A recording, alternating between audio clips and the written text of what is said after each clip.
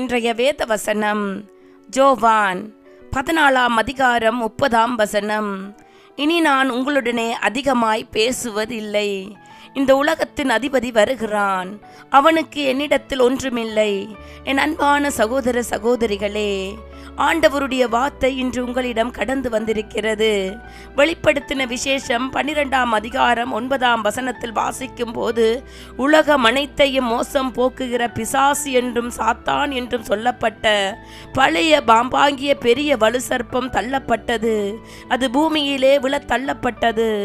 அதோடே கூட அதை சேர்ந்த தூதரும் தள்ளப்பட்டார்கள் என்று சொல்லப்பட்டிருக்கிறது. சாத்தானானவன் யாரை விழுங்கலாம் என்று வகை தேடி சுற்றி திரிகிறான். விழித்திருங்கள், ஜெபத்தில் நிலைத்து நில்லுங்கள், தேவனை அதிகமாய் தேடுங்கள். சாத்தானின் சொற்படி நடந்ததால் ஆதாமும் ஏவாளும் தங்களுக்கு கொடுக்கப்பட்டிருந்த ஆளுகையை இழந்தனர். அன்றிலிருந்து உலகின் அதிபதியாகிய சாத்தான் செயல்படுகிறான். இயேசு பாவமில்லாதவராய் இருந்தபடியால் அவனுக்கு அவர் மீது ஆளுகை இல்லை. இயேசு தம்மை மரணத்துக்கு ஒப்பு கொடுத்து தாமாக தமது உயிரை விட்டார். கிறிஸ்துவை விசுவாசிக்கிறவர்களை சோதிப்பதற்கு சாத்தான் அனுமதிக்கப்பட்ட போதிலும் சாத்தானை மேற்கொள்ள நமக்கு அதிகாரம் உண்டு.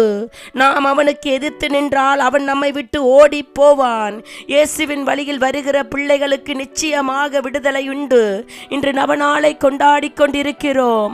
அவர் அவருடைய பரிசுத்த இரத்தத்தினால் எங்களை மீட்டு கொண்டார். தேவ சித்தத்தை செய்தார். அப்படியானால் நீங்களும் மனம் திரும்பி அவருடைய வழியில் வாருங்கள். தேவன் உங்களை சத்துருவின் சூழ்ச்சிகளுக்கு விலக்கி பாதுகாக்க வல்லவராய் இருக்கிறார்.